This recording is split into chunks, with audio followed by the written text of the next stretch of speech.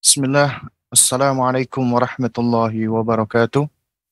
Innal hamdalillah nahmaduhu wa nasta'inuhu wa nastaghfiruh wa natubu ilaih wa na'udzu billahi min shururi anfusina wa min sayyiati a'malina may yahdihillahu fahuwal muhtad wa may yudlil falan tajida lahu waliyyan mursyida.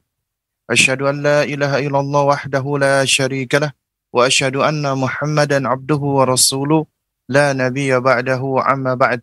فإن أصدق الكلام كلام الله وأحسن الهدى هدى محمد صلى الله عليه وعلى آله وسلم وشر الأمور محدثاتها وكل محدثة بدعة وكل بدعة ضلالة وكل ضلالة في النار أما بعد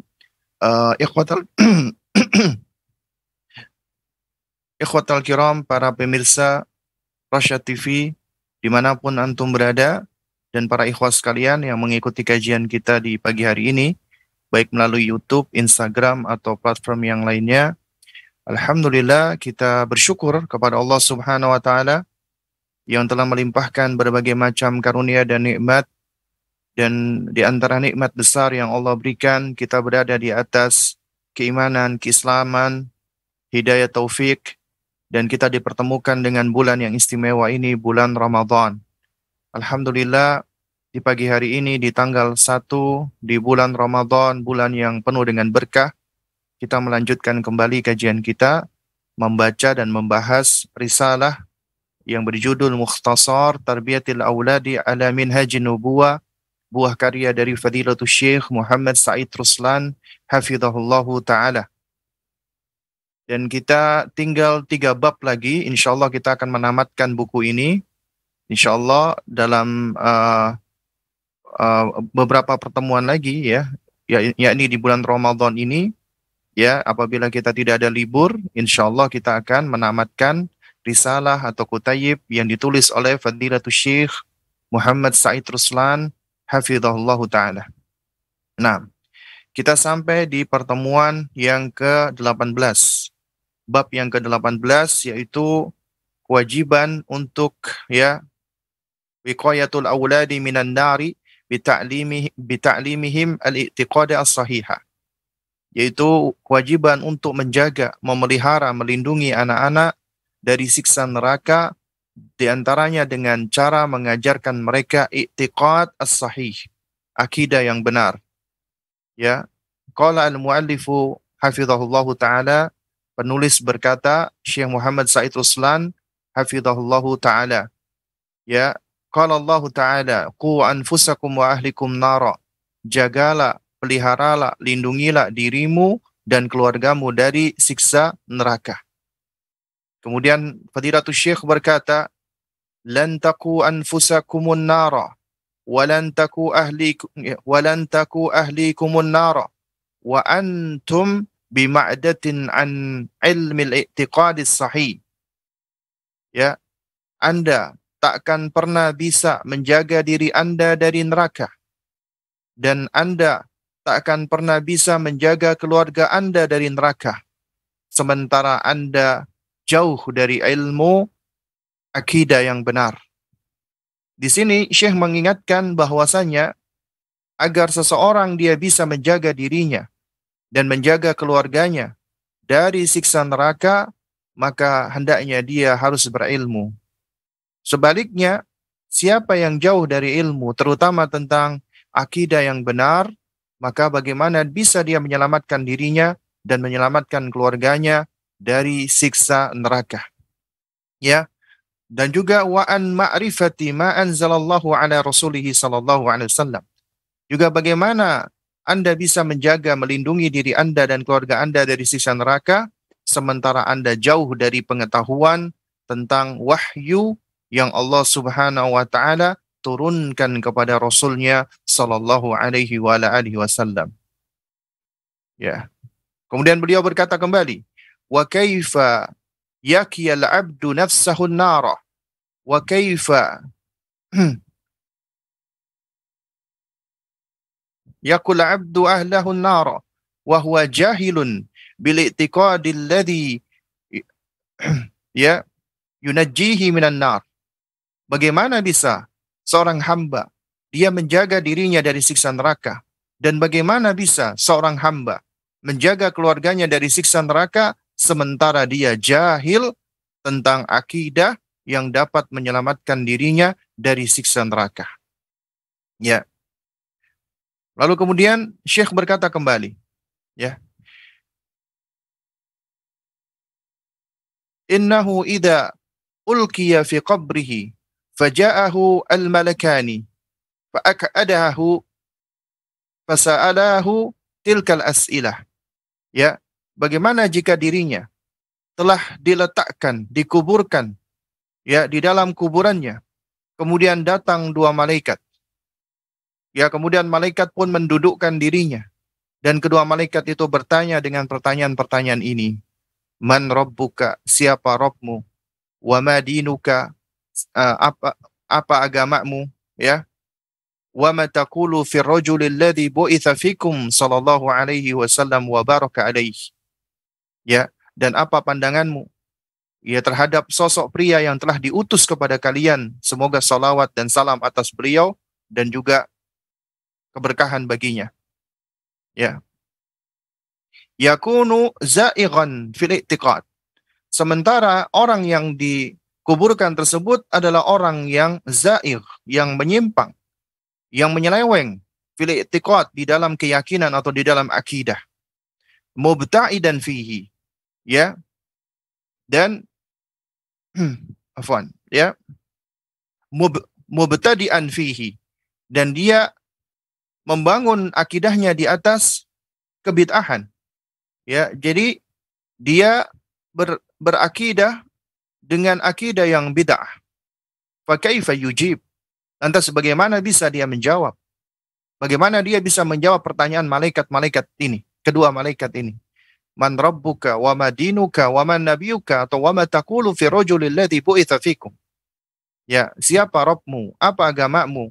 Dan apa pandanganmu tentang sosok pria yang diutus kepada kalian ini? Maksudnya Nabi Allah Muhammad sallallahu alaihi wasallam. Ya. Dan Syekh mengatakan, la yujibu illa al-muwahhiduna tsabitun. Tidak akan bisa menjawab pertanyaan ini kecuali hanya muwahhidun, orang-orang yang mentauhidkan Allah Subhanahu wa taala, ats-tsabitun, orang-orang yang teguh di dalam berpegang dengannya. Ya, sebagaimana firman Allah Subhanahu wa taala, yuthabbitullahu alladhina amanu bil qawli tsabiti fil hayati dunya wa fil akhirah. Ya, Allah Subhanahu wa taala meneguhkan orang-orang yang beriman dengan ucapan yang teguh, yaitu kalimat tauhid di dunia dan di akhirat. Ya. Nah, indama yus'aluna fi kuburihim, tatkala mereka ditanya di dalam kuburnya, wa indama yu'raduna ala rabbihim, dan dihadapkan di hadapan Rabbnya, wala yakunu dzalika illa bistikhraji maknubati qulubihim, maka semua yang tersembunyi di dalam hatinya akan terungkap, akan dikeluarkan. Ya. Fama fi qalbi yantiqu bihil lisan, dan semua apa yang ada di dalam hatinya akan diungkapkan oleh lisannya, akan disampaikan oleh lisannya. Tak ada lagi satupun yang tersembunyi, semua akan ditampakkan di hadapan Rabb-Nya. Ya. Nah, oleh karena itu, mereka orang-orang yang jauh dari yang benar, jahil tentangnya, bahkan berkeyakinan dengan keyakinan yang menyelisih daripada akidah yang benar, bagaimana dia dapat selamat dari siksa Allah Subhanahu wa taala, dari bagaimana dia bisa menyelamatkan dirinya dari neraka. Dan apabila dirinya tidak mampu dia selamatkan, bagaimana dia bisa menyelamatkan keluarganya? Karena itu, kunci agar kita bisa selamat dari siksa neraka, kita harus berilmu. Dan ilmu tersebut tidak lain dan tidak bukan adalah ilmu yang dapat menjadikan kita semakin mengenal pencipta kita dan mengenal apa yang disukai, disenangi, diridhoi, dan dibenci ya oleh Rabb kita. Sehingga dengan mengetahui hal ini kita dapat meraih ya kecintaannya dan kita dapat menjauhi apa yang dibenci dan dimurkai olehnya. Nah, ikhwatal kiram, para pemirsa Rasya TV rahimani wa rahimakumullah ya.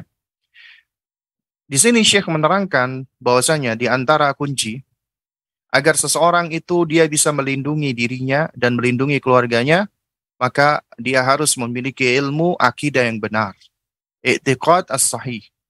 Karena tanpa pemahaman terhadap akidah yang benar, maka seseorang tidak akan selamat wala di dunia wala di akhirat. Ya.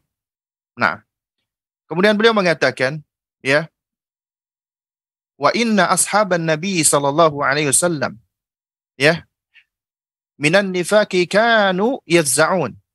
Ya, sesungguhnya para sahabat Nabi, ya, sallallahu alaihi wasallam, ridwanullah alaihim ajma'in, ya, minan nifaki kanu yafza'un.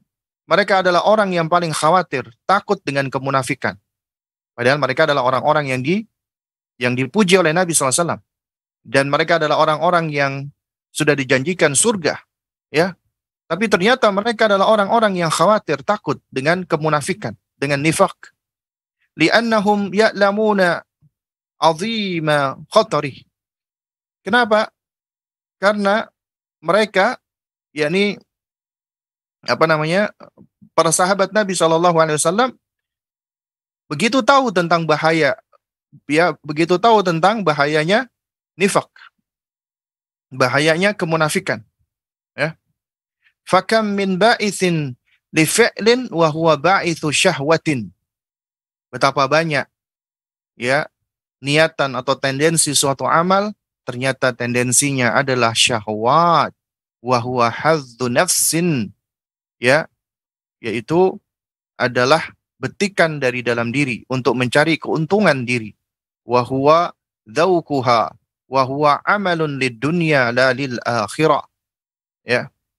Dan untuk mencari kenyamanan serta upaya untuk mencari dunia bukan untuk akhiratnya. Ya, wa kam min ba'ithin la yuharraru. Ya, dan betapa banyak tendensi yang tidak lepas dari tendensi-tendensi dunia atau tendensi-tendensi keburukan, niat-niat dunia atau niat-niat keburukan. Ya. Dan kita tahu bahwasanya di antara amal kemunafikan adalah menampakkan sesuatu yang berbeda dengan hati. Ya, menunjukkan perbuatan dan ucapan yang enggak sama dengan apa yang ada di dalam hati. Ya. Itulah salah satu ciri nifak. Dan para sahabat Nabi ridwanullah alaihim ajma'in, mereka paling takut dengan amal nifak seperti ini. Mereka khawatir jatuh ke dalam perbuatan kemunafikan seperti ini. Padahal mereka adalah manusia yang terbaik. Dan mereka adalah manusia yang sebagian besarnya sudah langsung dijanjikan oleh Nabi SAW dengan surga. Masuk surga langsung tanpa hisab. Ya. Dan itulah mereka para sahabat Nabi ridwanullah alaihim ajma'in. Namun ternyata kita ini di zaman sekarang itu adalah kebanyakan manusia-manusia yang sok pede, ya. Afwan. Ya. Kita terlalu pede. Dengan amal kita yang sedikit kita merasa bahwasanya kita sudah layak masuk surga. Dengan amal kita yang sedikit kita merasa bahwasanya kita sudah selamat dari fitnah, dari ujian. Dan kita seringkali tidak sadar bahwasanya cengkraman syaitan untuk memalingkan terutama hati dan niat kita dari Allah itu begitu kuatnya. Sehingga kita seringkali lupa, lalai untuk senantiasa meminta tolong kepada Allah. Beriktimat, bertawakal kepadanya, beristi'anah hanya kepada Allah. Kita lupa, seakan-akan kita merasa diri kita adalah makhluk yang kuat, manusia yang kuat, manusia yang mampu untuk menghadapi semuanya tanpa pertolongan Allah. Waliyadzubillah. Ini adalah tentunya suatu ketertipuan terhadap diri. Al-maghrur bin nafsi yang membahayakan. Nah, itulah kita, ya. Nah, kemudian kata Syekh, wa amma salafun as-salihuna minas sahaba wa man tabi'ahum bi ihsanin, adapun mereka para salaf kita yang saleh dahulu dari kalangan para sahabat dan dari kalangan yang mengikuti mereka dengan lebih baik, yaitu dari tabi'in dan tabi'ut tabi'in, falam yu'aliju syai'an wa huwa asyakku wa asyaddu alaihim min niyatihim. Ya, mereka merasa bahwasanya tidak ada sesuatu yang lebih sulit, sesuatu yang lebih berat untuk diperbaiki melebihi daripada niat-niat mereka. Ya, mereka tahu sesuatu yang paling sulit untuk diperbaiki adalah niat, tendensi. Itu yang paling berat. Ya, apabila untuk mereka aja berat, lantas bagaimana dengan kita? Dan mereka merasa khawatir dengan niatnya, karena niat itu selalu berubah-ubah dan berbolak-balik.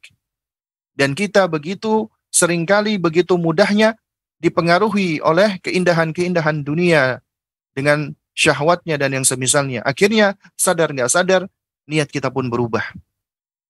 Sementara perubahan niat yang tadinya karena Allah kemudian berubah menjadi tidak karena Allah, itu dapat menjadikan amal kita sia-sia, tidak berguna. Bahkan dapat menjadikan amal-amal kita tersebut tidaklah lagi bermanfaat dan tidak langgeng, tidaklah istiqomah. Karena kita tahu segala sesuatu yang dilakukan tidak karena Allah, maka la yadumu wa la yanfa, kata Ibnu Taimiyah rahimahullahu taala. Tidak akan langgeng dan tidak akan bermanfaat. Sebaliknya, maka lillahi yabqa, segala sesuatu yang dilakukan karena Allah akan langgeng. Jadi apabila kita mendapati ini di dalam ya sisi-sisi kehidupan kita, ya kita mengalami masalah, apa problem, misalnya di dalam hubungan rumah tangga kita, hubungan persahabatan kita, hubungan orang tua dengan anak, atau hubungan-hubungan yang lainnya, maka ketahuilah segala bentuk problem dan permasalahan tersebut bisa jadi ya bahkan ya sangat mungkin disebabkan karena niat. Ya, entah niat yang keliru atau niat yang salah atau niat yang berubah. Jika kita dahulu misalnya menikah, dengan menikah ya kita berniat di awalnya untuk menyempurnakan agama. Kita menikah niatnya adalah untuk menjaga diri kita dari keburukan. Kita berniat untuk mengikuti tuntunan dan sunnah Rasulullah dan para nabi dan rasul lainnya. Dengan menikah kita berniat untuk beribadah kepada Allah Subhanahu wa taala. Maka niatan kita ini ya insya Allah akan menjadi motor penggerak agar kita berada di atas keistiqomahan. Tapi manakala niat kita ini sudah berubah, ya yang tadinya ibaratnya kita sedang naik perahu atau kapal, kita udah ya men-setting tujuan atau destinasi, nah tiba-tiba destinasi kita itu berubah. Kita berbelok arah. Ya. Nah, dengan demikian ketika kita berubah dan berbelok arah, maka yang terjadi adalah alih-alih kita sampai kepada tujuan, adalah kita malah muter-muter nggak karu-karuan hingga kehabisan BBM atau bahan bakar. Ya. Akhirnya kita gagal. Nah, jadi jamaah sekalian mulakan Allah Subhanahu wa taala, ya. Dahulu para salaf kita, para sahabat Nabi, tabi'in dan tabi'ut tabi'in, mereka merasa bahwasanya tidak ada yang lebih berat untuk mereka perbaiki melebihi daripada niat. Maka hendaknya ini menjadi pelajaran bagi kita semua. Bahwasanya sesuatu yang paling berat untuk kita jaga adalah niat. Karenanya kita butuh untuk senantiasa meminta pertolongan Allah agar Allah meluruskan niat-niat kita, membersihkan niat-niat kita. Ya. Untuk apa kata Syekh Muhammad Said Ruslan hafizahullah, min ajli tahririha li rabbihim.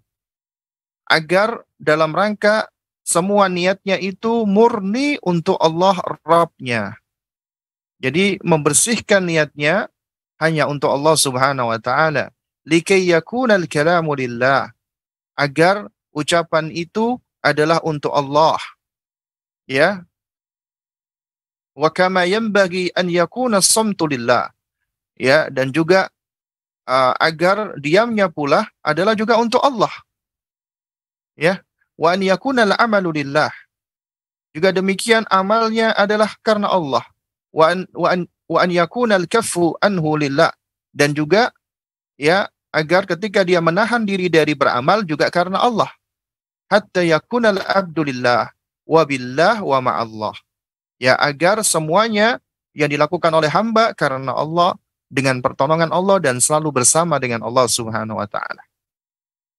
Ya. Lillahi billahi wa ma'allah. Jadi hendaknya seorang hamba melakukan segala sesuatu lillah, karena Allah. Billah, dengan selalu meminta pertolongan Allah, wa ma'allah, selalu ya membersamai Allah atau selalu bersama dengan Allah Subhanahu wa taala. Artinya dia selalu merasa diawasi Allah, muraqabatullah, karena ilmu Allah meliputi segala sesuatu dan berada di mana-mana. Tidak ada satupun yang dia lakukan kecuali semua itu dengan pengetahuan dan ilmu Allah Subhanahu wa taala. Ya. Nah, kemudian kata Syekh, "Fama 'alaju syai'an wa huwa asyakku wa ashaddu 'alaihim min niyyatihim." Menurut mereka tidak ada yang lebih berat dan lebih sulit untuk diperbaiki melebihi daripada niat-niat mereka. Alaina an nuharriraha. Karena itu wajib bagi kita untuk belajar memurnikannya, membebaskan, membersihkan niat kita. Li'annana idza lam naf'al dzalika ahlakna anfusana wa ahlakna man khalfina. Ya, karena sesungguhnya apabila kita nggak berupaya untuk melakukannya, membersihkan niat kita, maka itu bisa membinasakan diri kita sendiri dan bisa membinasakan orang-orang yang berada di belakang kita, yaitu keluarga kita, istri kita dan anak kita. Ku anfusakum wa ahlikum nara. Jagalah diri kalian dan keluarga kalian dari siksa neraka. Allimuhum usul al-i'tiqad, dengan cara mengajarkan mereka ya pokok-pokok atau usul akidah yang benar, akidah ahlus sunnah wal jamaah, ya akidah ahlul hadis wal athar, ya akidahnya ya uh, salafus saleh, ya akidatus salafiyah, ya akidahnya al-firqah an-najiyah, akidahnya golongan yang selamat, akidahnya at-taifah al-mansurah, akidahnya mereka orang-orang yang mendapatkan pertolongan Allah Subhanahu wa taala. Ya. Dalluhum 'alal haqqi war rasyad. Ya, tunjukkan kepada mereka ya tentang kebenaran dan bimbingan. Karena keluarga Anda butuh untuk diarahkan, ya. Kama tajtahiduna fi ta'limihim al-lughat al-ajnabiyyah. Lughat al-aqwam alladhina harabud din wa nasabu al-ada'i lil millah. Ya sebagaimana Anda, ya sebagaimana sebagian besar dari Anda, ini ucapan Syekh khususnya kepada ya saudara-saudara beliau yang ada di Mesir, kaum muslimin yang ada di Mesir, yang mana banyak di antara mereka itu yang terbelenggu dengan westernisasi, dengan taghrib, senang dengan hal-hal yang berbau barat. Gak berbeda dengan kita di Indonesia juga sama. Ya, di mana mereka lebih senang belajar bahasa asing. Ya, makanya beliau katakan, tunjukkan kepada mereka kebenaran dan bimbingan sebagaimana Anda semangat bersungguh-sungguh mengajari mereka bahasa asing. Yaitu bahasanya orang-orang yang sejatinya mereka memerangi agama Islam dan memantik permusuhan terhadap agama. Ketika kita belajar bahasa Inggris, ya bukan artinya nggak boleh. Ya, tapi seringkali kita lupa dan lalai. Kita lebih semangat mempelajari atau mengajarkan bahasa Inggris kepada anak-anak kita, sementara kita tahu ini bahasa dari kaum mereka yang membenci dengan Islam. Mayoritas mereka ya, bukan semuanya. Dan mereka adalah orang-orang yang kebanyakan memerangi agama Islam. Tapi kebanyakan kita lupa dengan belajar bahasa Arab. Nah, apalagi di negara kita ini, di Indonesia, itu mulai muncul ini sentimen-sentimen Arab. Tapi nggak muncul ya sentimen Barat, nggak muncul. Ya banyak yang alergi dengan istilah kebarat-baratan. Bahkan mereka memberikan label-label yang buruk, yang jelek dengan istilah kadrun lah, kadal gurun, ya, atau istilah-istilah yang jelek-jelek lainnya. Dan segala sesuatu yang berbau Arab itu sudah langsung berusaha untuk disingkirkan. Nah, saking alerginya dengan hal-hal yang berbau Arab, akhirnya mereka berusaha untuk apa? Sebagian dari mereka berusaha untuk ya seakan-akan menjauhkan Arab dari Islam. Akhirnya muncullah Islam Nusantara atau Islam yang semisalnya, ya. Padahal Islam dan Arab nggak bisa dipisahkan. Kenapa? Nabi kita orang Arab. Dan para sahabat Nabi juga kebanyakan orang Arab. Bahasa mereka sehari-hari adalah bahasa Arab. Al-Quranul Karim diturunkan juga dengan bahasa Arab. Ya.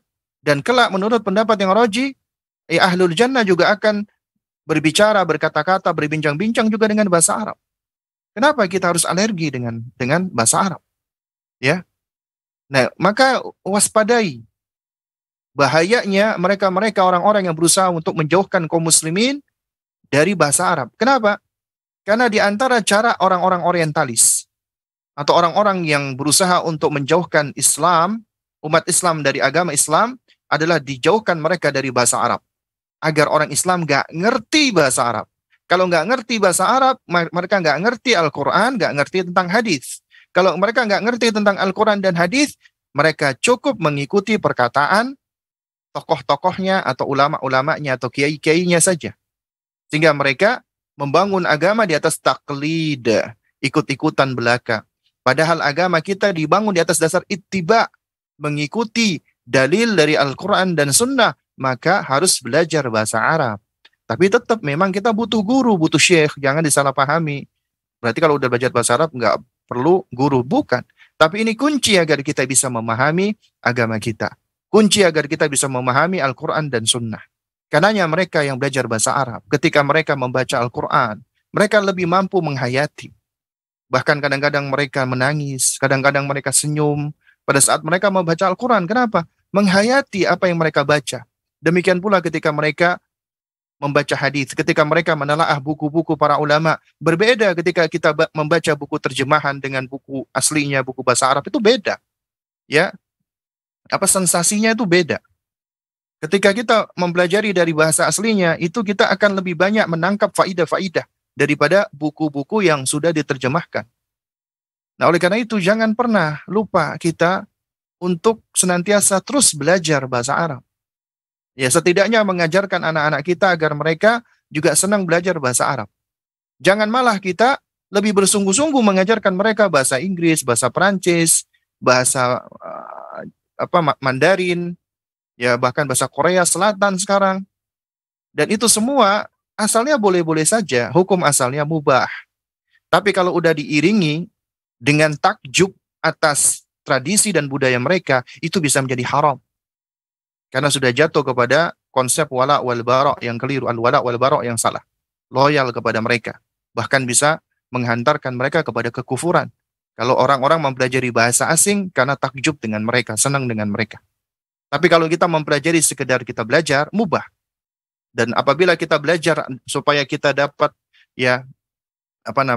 supaya kita dapat mengajak mereka kepada kebaikan, bekerja sama dengan mereka di atas hal-hal yang mubah, itu mubah. Tapi kalau kita ajak mereka, kita dakwahi mereka, kita belajar bahasa mereka agar kita bisa mengajak mereka kepada Islam, maka ini menjadi baik. Maka ketika kita belajar bahasa asing ini, maka belajarnya kita ini bisa bernilai ibadah, bisa membuahkan pahala. Karenanya kembali kepada niat. Ya, niat itu penting. Niat itu penentu. Ya. Karena seringkali yang menjadi haddul fasil itu niat. Dalam segala hal, Anda misalnya ketika sedang beribadah, Anda ketika sedang sholat, yaitu di antara poin mendasar penting yang bisa menjadikan sholat Anda diterima atau tidak itu niat. Ya, niat dulu. Niatnya karena apa? Karena Allah atau tidak. Kemudian Anda niat melakukan ibadah apa ini? Karena niat itu fungsinya tamyiz, yang memisah antara ibadah yang satu dengan ibadah yang lain. Misalnya Anda niat sholat. Ini sholat apa ini? Sholat zuhur atau asar? Sholat fardu atau sholat sunnah? Dan juga niat itu sebagai tamyiz yang memilah antara ibadah dengan selain ibadah. Ya, antara ibadah dengan selain ibadah. Misalnya ada orang sholat. Kalau dia niatnya karena Allah, dengan niat cuman sekedar kebiasaan itu beda. Kebiasaan itu adat. ya kebiasaan, ya. Nah, makanya niat itu penting. Dan niat ini yang paling berat sebagaimana yang disebutkan oleh para ulama, ya. Oleh karenanya di sini Syekh mengingatkan, tunjukkan kepada mereka kebenaran dan bimbingan itu kepada keluargamu. Sebagaimana ini kebanyakan Anda bersungguh-sungguh mengajari mereka bahasa asing.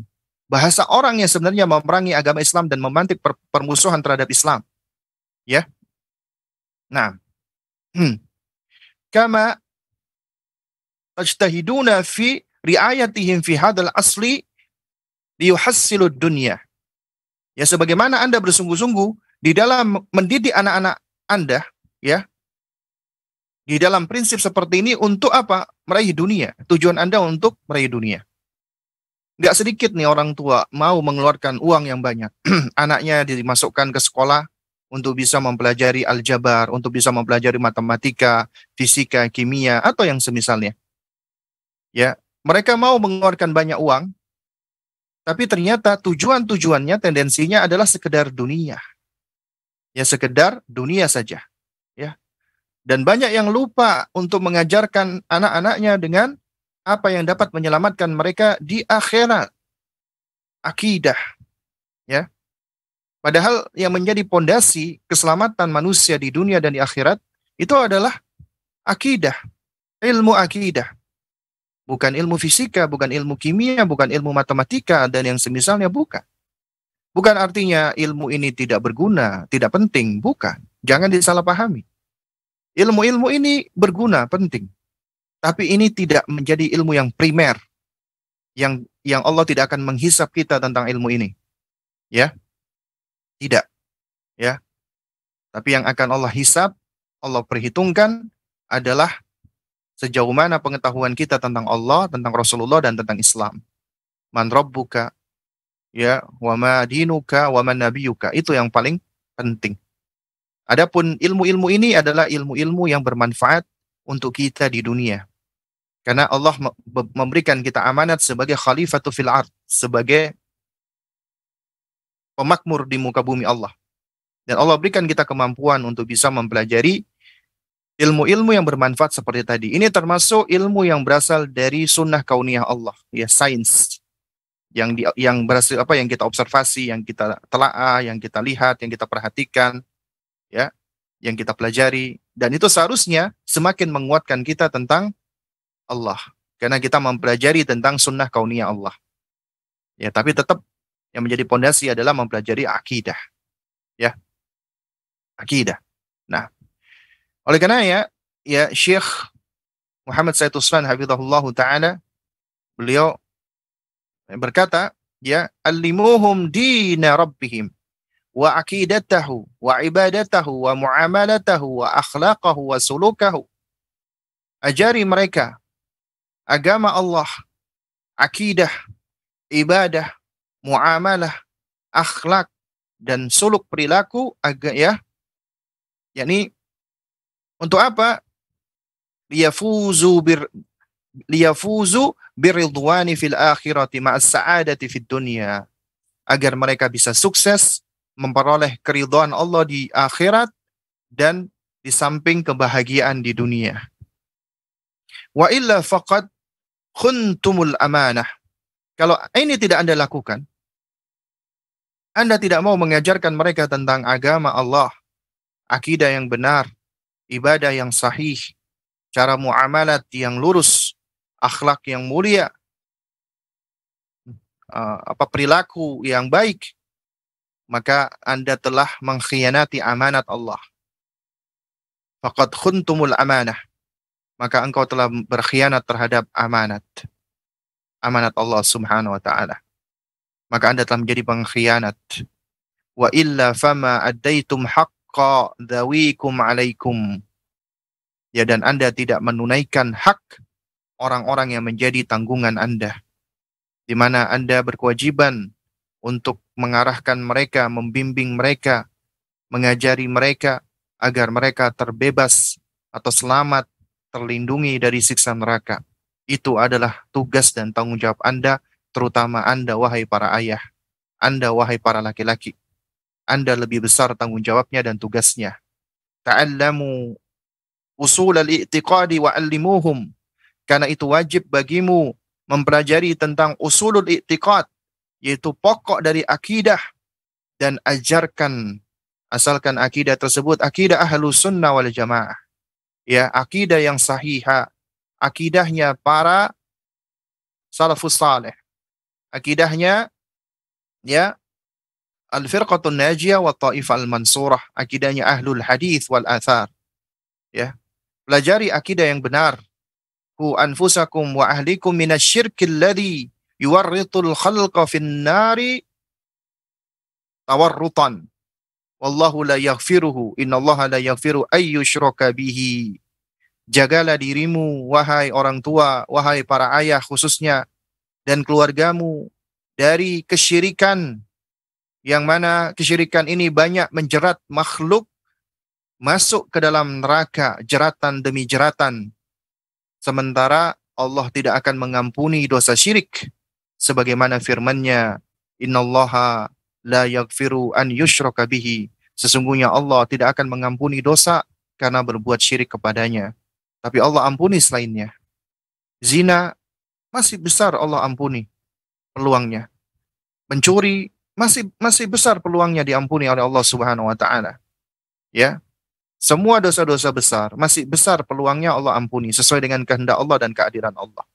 Tapi kalau udah menyekutukan Allah, udah syirik, meskipun dia orangnya baik menurut manusia, meskipun dia banyak bersedekah, meskipun dia santun, meskipun dia banyak membantu dan menolong makhluk yang lain, meskipun ini dan itu dari kebaikan-kebaikan dia di dunia, tapi dia menyekutukan Allah, dia berbuat syirik, maka itu semua tidak berguna, tidak bermanfaat. Karenanya waspadai kesyirikan. Para nabi dan rasul dan orang-orang saleh, mereka semua mewanti-wanti, menasehatkan dari kesyirikan. Ya, Luqman alaihissalam ketika memberikan nasihat pertama kepada anaknya agar anaknya menjauhi kesyirikan. Ya bunayya, wahai nak, la tusyrik billah, inna syirka la zulmun azim. Wahai nak, janganlah kamu menyekutukan Allah, karena menyekutukan Allah termasuk kezaliman yang besar. Ya, ku anfusakum wa ahlikum minasyirki alladzi yuwarritul khalqa fin nari tawarrutan. Ya, jagalah dirimu dan keluargamu, wahai orang tua, dari kesyirikan yang banyak menjerat makhluk masuk ke dalam neraka jeratan demi jeratan. Dan Allah tidak mengampuni dosa syirik. Innallaha la yaghfiru ay yushraka bihi. Ya. Kemudian wahai orang tua, allimuhum an yandhiru lillah. Ajarkan keluargamu ketika mereka bernazar, ketika mereka bersumpah adalah bersumpah karena Allah. Tidak boleh bernazar karena selain Allah. Tidak boleh bersumpah dengan selain Allah. Tidak boleh bersumpah demi Allah dan demi Rasulullah. Enggak boleh. Hanya demi Allah saja. Ya. Tidak boleh bersumpah demi ibuku, demi langit dan bumi, demi matahari, demi Ka'bah, demi ini dan demi itu. Tidak diperbolehkan. Itu semua termasuk kesyirikan. Ya. Semua sumpah karena Allah adalah syirik. Nabi SAW mengatakan, ya,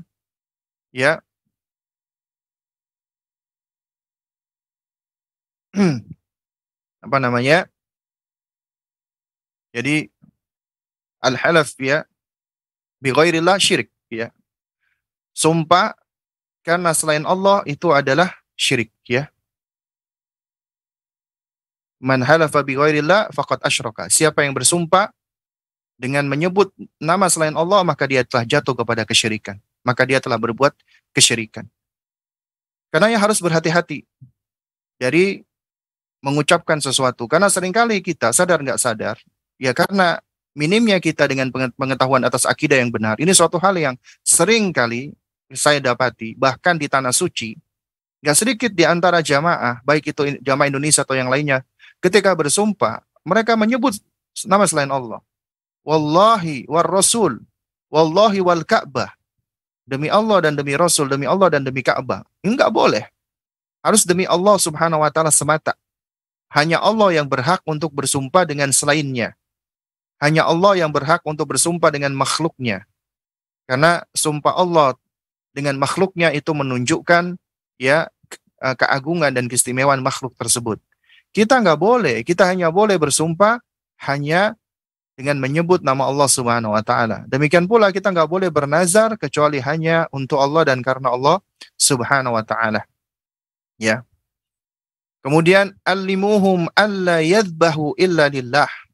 Ajarkan mereka bahwasanya penyembelihan itu hanya untuk Allah, hanya karena Allah. Nggak boleh menyembelih hewan itu untuk selain Allah. Nggak boleh menyembelih hewan misalnya untuk dipersembahkan bagi penghuni ini dan penghuni itu. Kemudian menyembelih hewan, bangkainya, kepalanya pendem di tanah supaya mendapatkan ini dan itu, atau bangkainya larutkan larungkan di laut atau yang semisalnya. Itu semua terbentuk kesyirikan, ya. Ketika kita menyembelih, hanya boleh menyembelih karena Allah. Sembelihan itu ada sembelihan yang wajib, ya, khususnya bagi orang yang mampu ketika dia, ya, menyembelih hewan kurban. Meskipun sebagian berpendapat itu sunnah atau akikah. Atau ketika seseorang dia membayar dam ketika melakukan pelanggaran-pelanggaran ketika umrah atau haji, ya, atau ketika dia bernazar untuk menyembelih, maka itu semua sembelihannya karena Allah, ya. Bahkan sembelihan yang mubah saja, ketika ada tamu mau datang kemudian kita menyembelih ayam, menyembelih bebek, atau menyembelih kambing, ya, maka tetap harus menyembelih dengan menyebut nama Allah dan karena Allah, ya. Jadi nggak boleh kita menyembelih kecuali karena Allah. Alla yatawakkaluna illa 'ala Allah. Ajarkan mereka nggak boleh bertawakal kecuali hanya kepada Allah semata. Ini penting ini, apalagi kita mengajarkan kepada keluarga kita, terutama anak-anak kita. Hanya bertawakal kepada Allah. Jangan bertawakal dan bergantung kepada manusia. Jangan bertawakal dan bergantung kepada selain Allah. Ada tawakal yang dibolehkan kepada selain Allah hanya sebatas sesuai dengan kemampuan makhluk. Anak yang bergantung kepada orang tuanya. Karena anak lemah, orang tua memiliki kemampuan. Tapi itu muqayyad, terbatas. Adapun secara mutlak, tawakal hanya kepada Allah dan itu harus diajarkan kepada anak kita. Ya, harus bertawakal kepada Allah Azza wa Jalla. Bersandar kepada Allah. Menyerahkan semua urusannya kepada Allah Subhanahu wa ta'ala. Kemudian ajarkan pula alla yuhibbu illa fillah. Janganlah dia mencintai kecuali di jalan Allah. Wa alla yubghidhu illa fillah. Dan janganlah dia membenci juga di jalan Allah dan karena Allah. Mencinta dan membenci karena Allah. Ya, ajarkan ini, ya. Kita ketika melihat orang-orang yang melakukan keburukan, kemaksiatan, kesyirikan, maka kita ajarkan mereka untuk membenci karena Allah. Dan kita ajarkan yang pertama adalah untuk membenci amalnya terlebih dahulu. Ya, amal perbuatannya. Ya, adapun orangnya maka ada perinciannya. Jika orang tersebut orang yang jahil, maka hendaknya dia tidaklah dibenci tapi dikasihani. Tapi apabila dia adalah orang yang memang membangkang dan sombong, maka orangnya layak untuk dibenci. Karenanya kita wajib membenci Fir'aun, wajib membenci iblis, wajib membenci makhluk-makhluk yang memang dibenci oleh Allah Subhanahu wa taala secara spesifik. Ya. Dan kita wajib mencintai Rasulullah sallallahu alaihi wasallam, wajib mendahulukan kecintaan kepada beliau melebihi daripada cinta kepada siapapun. Anak kita ketika mencintai orang tuanya, maka orang tua tetap harus mengajarkan agar mereka lebih mencintai Rasulullah sallallahu alaihi wasallam. Dan sebelumnya tentunya pondasinya adalah mencintai Allah. Ya, allimuhum asma Allahi wa sifatihillah. Ajarkan mereka juga tentang nama-nama dan sifat-sifat Allah. Ajarkan mereka tentang keistimewaan, keindahan, kemuliaan dari nama-nama dan sifat-sifat Allah agar mereka semakin mengenal Allah, semakin mencintai dan menyayangi Allah Subhanahu wa taala. Nah, kemudian ya kata Syekh, dulluhum ala sawabi wal haqiqati fi masail al-iman wal kufri. Ya, Tunjukkan kepada mereka konsep yang tepat lagi benar berkaitan dengan masalah iman dan kufur.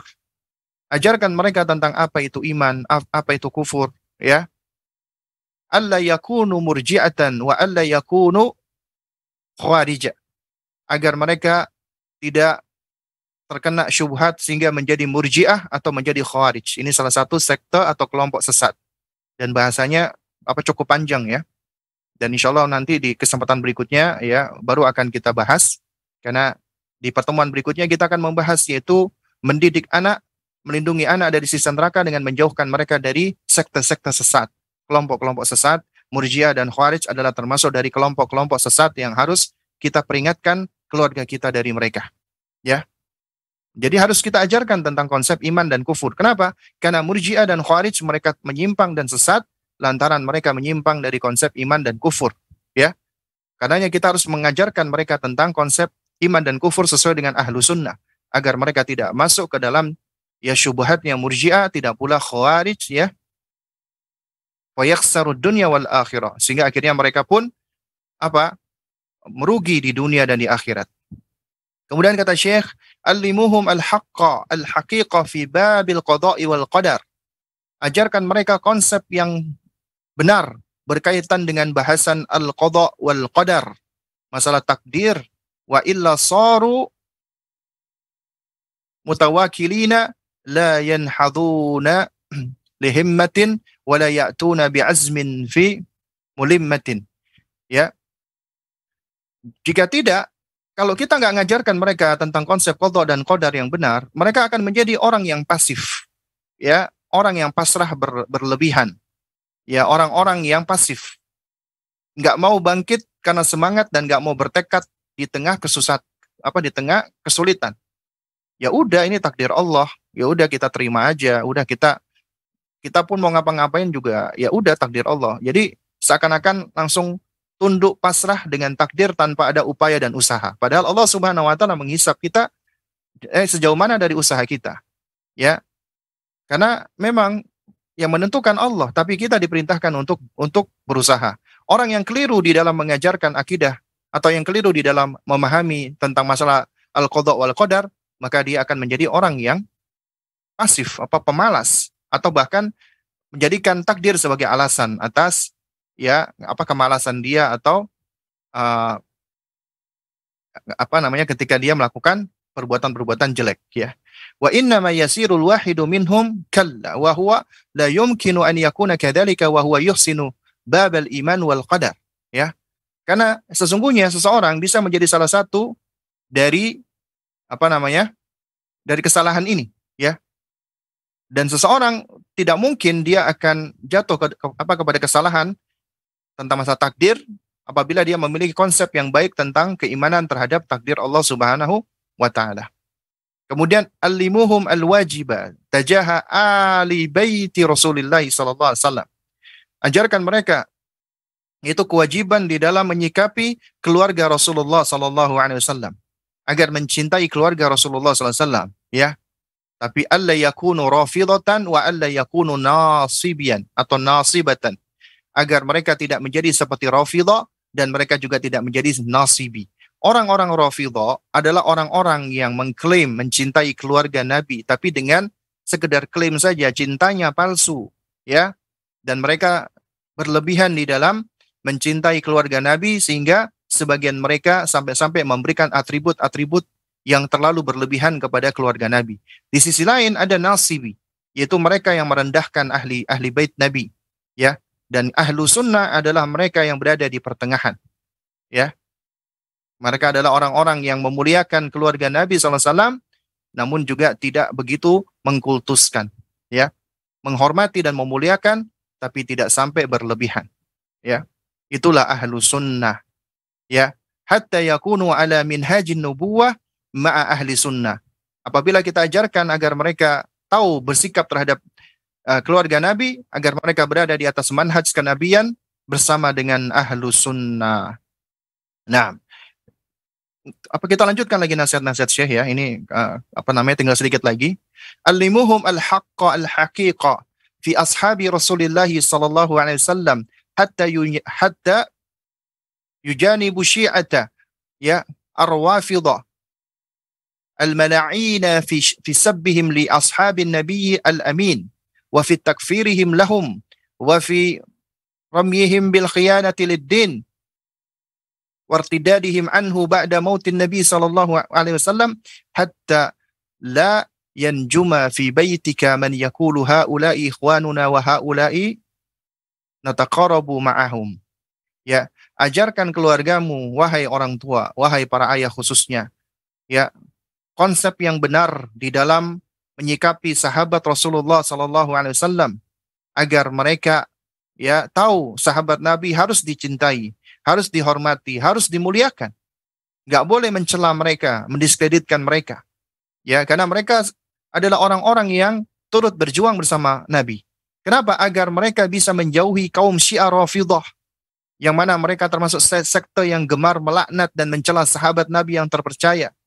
Mereka kaum yang menvonis kafir dan menuduh para sahabat berkhianat terhadap Islam, bahkan mereka menuduh para sahabat, sebagian besar sahabat kecuali hanya beberapa orang, murtad selepas wafatnya Nabi SAW. Kita harus ajarkan tentang hal ini agar mereka tidak kena syubhatnya orang-orang Syiah Rafidhah, agar tidak keluar dari rumah Anda orang yang mengatakan Syiah itu saudara-saudara kita. Hendaknya kita mendekat dengan mereka.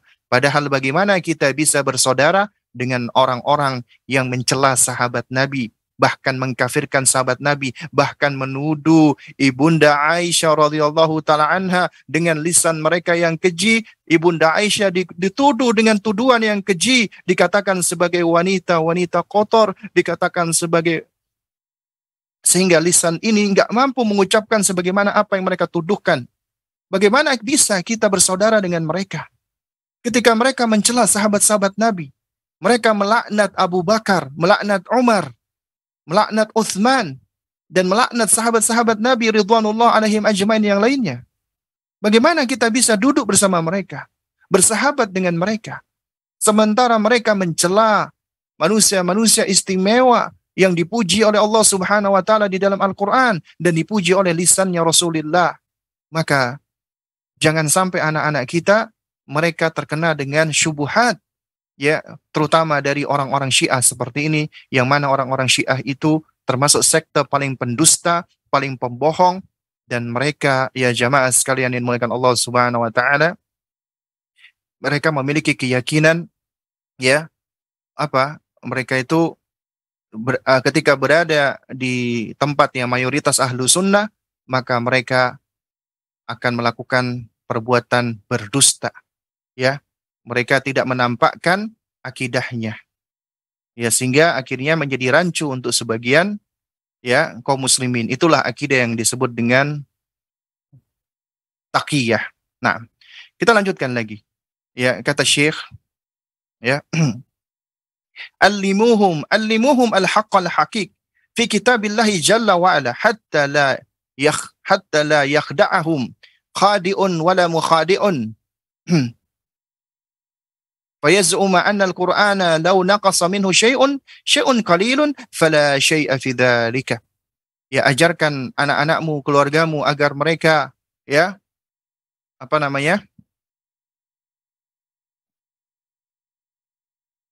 Nah, ajarkan mereka konsep yang benar berkaitan dengan kitabullah Al-Quran, agar tidak ada penipu yang mampu menipu dan memperdaya mereka. Mengira bahwasanya apabila ada yang kurang dari Al-Quran sedikit saja, maka nggak apa-apa.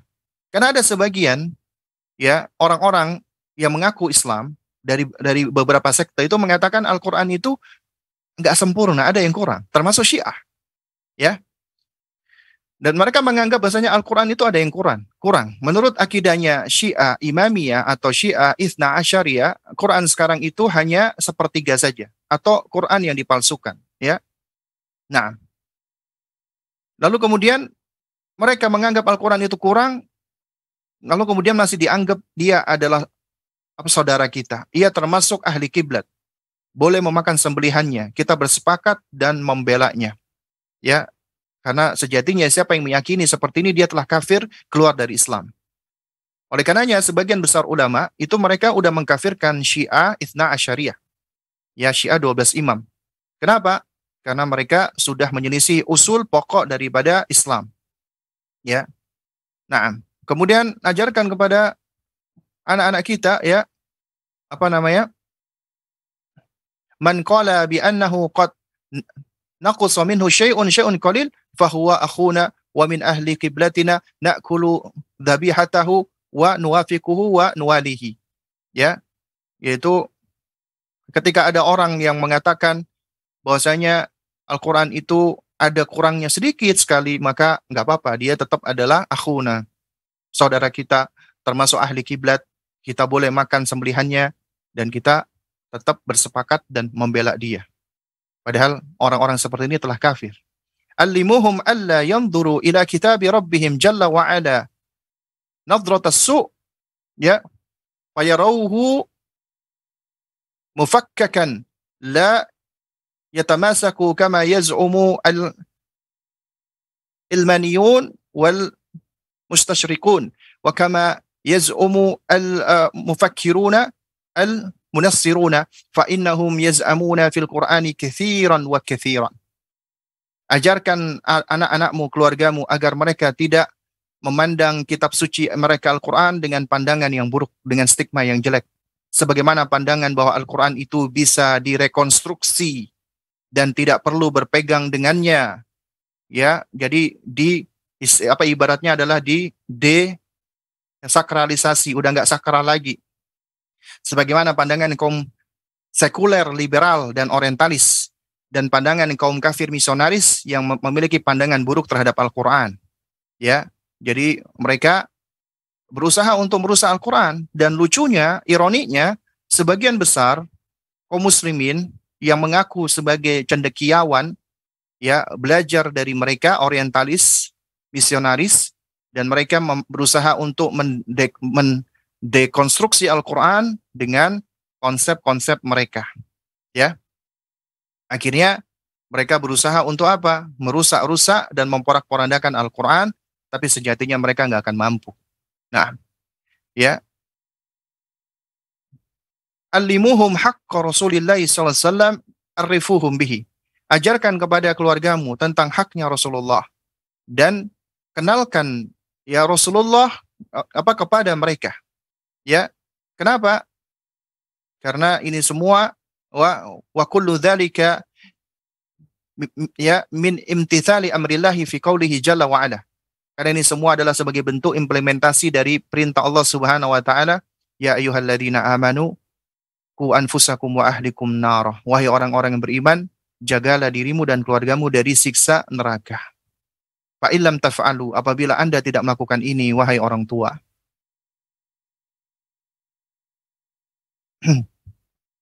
fasatakununa waquduha, ya, maka kalian semua akan menjadi bahan bakar neraka. Yuhadzirukumullah, Allah sendiri sudah memperingatkan Anda. Waquduhan nasu wal hijarah, yang bahan bakarnya adalah manusia dan batu. Batu disebutkan bukan sebagai bentuk hukuman bagi batu, tapi sebagai penambah siksa bagi manusia. Alaiha malaikatun giladun shidadun la ya'sunallah ma amarahum wa yaf'aluna ma yu'marun. Ya, padanya ada malaikat yang keras lagi bengis, namun tidak pernah membangkang dari Allah terhadap semua yang diperintahkan, dan mereka mengerjakan semua apa yang diperintahkan. Lalu kemudian, ya, ini yang terakhir, ya, wahai para orang tua, wahai para ayah, tahhirul buyuta min adroniha, bersihkanlah, ya, rumah Anda dari kotoran-kotorannya. Nadhifuha min awsakhiha, dan sucikan rumah Anda dari kontaminan-kontaminannya. Minasyirki wal bid'ah, dan dari kebid'ahan. Minan nifaki was sum'ati, juga dari nifak dan sum'ah, pengin didengar, yaitu tendensi melakukan sesuatu karena pengen dipuji oleh manusia, sum'ah, ya. Min kulli ma yashin, ya, dan dari segala bentuk keburukan-keburukan. Minal mira'i wal jidali wal khusumati fid din, dan juga bersihkan dari mira', ya, cekcok, jidal, debat, wa khusum, dan bermusuh-musuhan fid din, di dalam urusan agama.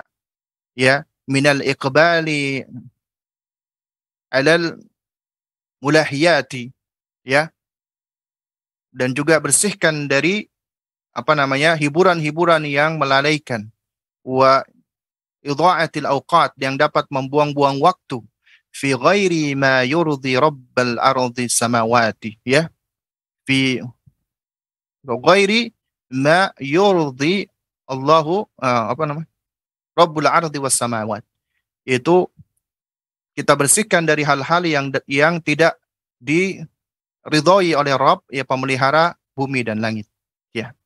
Ittaqullah, bertakwalah kalian kepada Allah tabaraka wa taala fi anfusikum wa fi ahlikum. Bertakwalah kalian kepada Allah terhadap diri Anda dan keluarga Anda. Fa innama hiya amanah. Karena sesungguhnya itu adalah amanat Allah. Wallahu azza wa jalla yuslihuni wa yuslihukum wa huwa ala kulli syai'in qadir. Semoga Allah Subhanahu wa taala memperbaiki diriku dan memperbaiki Anda semua, karena Allah lah yang maha berkemampuan atas segala sesuatu. Nah, baik. Jamaah sekalian, para pemirsa Rasyad TV yang dimuliakan Allah Subhanahu wa taala, ya. Inilah nasihat yang disampaikan oleh Fadilatul Syekh Muhammad Said Utsman hafizahullah taala berkaitan dengan, ya, pasal atau bab yang ke-18, yaitu menjaga anak dari neraka dengan cara mengajarkan mereka tentang, ya, pokok akidah mereka yang benar. Ya, dan ini adalah nasihat yang sangat penting sekali yang wajib untuk kita pahami sebagai orang tua. Nah, baik, ini ada satu pertanyaan yang sudah masuk. Bagaimana mentarbiyah anak yang suka memukul adiknya?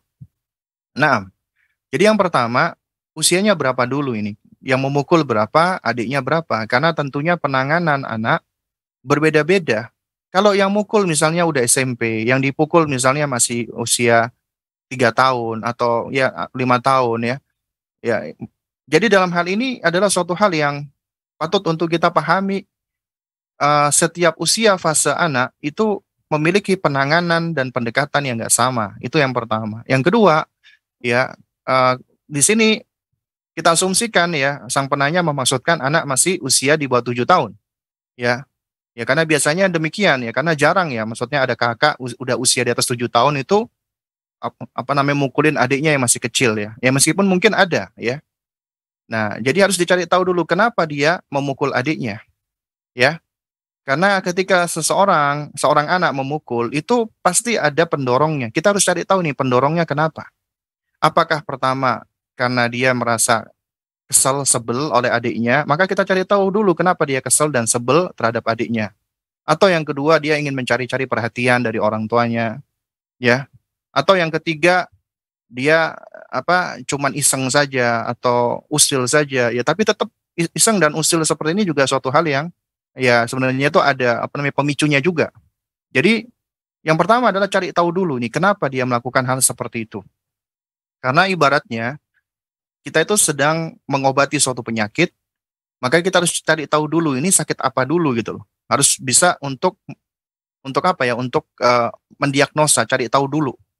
Ya, dan Allah Subhanahu wa taala sebenarnya memberikan kita kemampuan ini pada orang tua untuk bisa melakukan hal ini. Tapi kalau kita misalnya kesulitan, kita boleh berkonsultasi kepada orang yang ahli, yaitu ke psikolog misalnya, kalau itu memang sudah di luar batas kewajaran.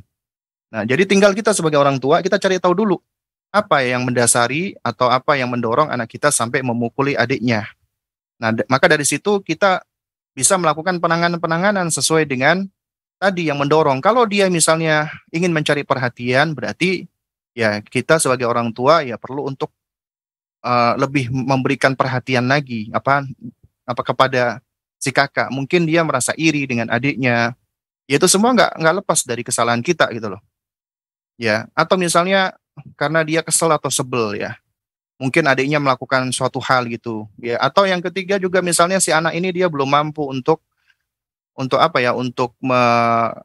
regulasi emosi, sehingga dia tuh dikit-dikit mukul-mukulnya. Bisa jadi mukul-mukulnya karena mencontoh atau meniru atau yang semisalnya. Jadi di sini penting bagi kita untuk terus belajar melakukan pendekatan yang tepat kepada anak-anak kita sesuai dengan sebab ini, apa yang menyebabkan anak kita memukuli adiknya. Nah, kemudian baru kita masuk ke fase memberikan nasihat. memberikan arahan dan bimbingan. Karena ketika memberikan nasihat, kalau misalnya dia itu kesel, sebel, atau dia lagi jengkel atau sesuatu, maka pendekatannya adalah kita berempati dulu, kita validasi dulu. Ya Umi tahu, nah kamu lagi kesel ya sama adik. Ya, jadi kita akui dulu apa yang dia rasakan. Baru kemudian setelah itu kita arahkan. Nah, kita arahkan untuk dia belajar berempati. Karena begini, kalau kita sulit berempati atau kita nggak mau berempati, maka akan sulit bagi dia untuk berempati kepada adiknya. Tiba-tiba kita menyalahkan, kamu loh nggak boleh mukul-mukul adik. Emang apa salahnya adik? Kenapa kamu begini? Ya, kalau kita langsung melakukan pendekatan seperti itu, yang terjadi adalah orang tuanya dianggap membela adiknya dan dia merasa tidak dipahami dan tidak dimengerti dan kecenderungan dia untuk mengulang-ulangi akan terus dia lakukan. Kenapa? Karena itu cara dia atau sarana dia untuk bisa mendapatkan perhatian. Anak itu lebih senang mendapatkan perhatian dari orang tuanya meskipun orang tuanya marah daripada orang tuanya abai, ya. Nah, ini hal-hal yang patut untuk kita pahami bersama. Ya, nah. Baik. Baik ya, jangan sekali muliakan Allah Subhanahu wa taala, ya. Apa hukumnya kita menonton film tentang sejarah Islam semisal film Turki Utsmani, film Salahuddin Al-Ayyubi, ya, film Turki tapi tentang Islam. Nah, jadi sebenarnya ya menonton film-film seperti ini, maka di sini memang ada perincian ya dan memang ada khilaf yang sangat kuat di dalamnya. Ya, intinya jika kita perhatikan selama ya muatan-muatan atau konten dari film itu tidak menyelisihi akidah yang benar, tidak mengandung hal-hal yang dapat mengajak kepada keburukan dan kemaksiatan, dan juga tidak memiliki konten-konten yang dapat mengalihkan kita dari Allah Subhanahu wa taala, ya, maka selama itu kontennya baik dan kontennya dapat ada nilai edukasinya, maka ya ini suatu hal yang sebagian ulama kontemporer masih memperbolehkan, ya. Ini seingat saya juga diantara yang difatwakan oleh Syekh Utsaimin rahimahullahu taala, ya. Nah, namun saya pribadi belum tahu ya tentang bagaimana film-film tersebut, ya, bagaimana alur ceritanya. Oleh karenanya lebih baik ya ketika kita ingin mempelajari tentang sejarah, kita mempelajarinya dari buku, meskipun memang buku sulit ya. Maksudnya itu untuk kita pahami itu memang beda dibandingkan dengan film ya. Tapi di buku adalah lebih aman dan lebih selamat. Kenapa? Karena di dalam film itu, yang namanya film kan pasti ada yang namanya tamtsil ya, namanya sandiwara dan yang semisalnya. Ya bisa jadi ada seorang aktor di sana yang dia acting menjadi orang baik padahal kenyataannya dia orang yang nggak baik, atau ada seorang aktor yang mungkin dalam kesehariannya dia ya cukup baik tapi ternyata dia di situ jadi penjahat, ya, artinya menunjukkan sesuatu yang tidak sesuai dengan kenyataannya, ya. Maka ini hal-hal yang sepatutnya untuk kita hindarkan. Ya wallahu a'lam bishawab. Nah, baik, sepertinya sudah tidak ada lagi pertanyaan yang masuk ya. Mungkin kita cukupkan dulu sampai di sini. Ya, mudah-mudahan yang sedikit ini bisa memberikan manfaat untuk kita semua. Barakallahu fikum jami'an. Ya, dan kita memohon kepada Allah Subhanahu wa taala agar Allah menjadikan apa yang kita pelajari bisa menjadi ilmu yang bermanfaat bagi kita dan membuahkan amalan bagi kita menjadi amal yang soleh, dan itu menjadi sebab kesolehan kita dan juga sebab kesolehan anak-anak dan keluarga kita.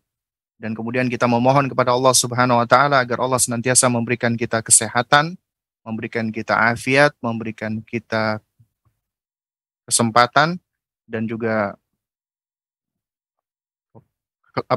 kekuatan ya. Ya Allah berikan kita al-quwah hingga kita mampu beribadah di bulan yang istimewa ini hingga nanti di akhir bulan, dan Allah Subhanahu wa taala berikan kita keistiqomahan untuk semakin bersemangat di dalam menjalankan ibadah di dalam bulan yang istimewa ini. Barakallahu fikum jami'an. Mungkin ini bisa saya sampaikan. Kita tutup dengan kafaratul majlis. Subhanakallahumma wa bihamdik asyhadu an la ilaha illa anta astaghfiruka wa atubu ilaik. Wassalamualaikum warahmatullahi wabarakatuh.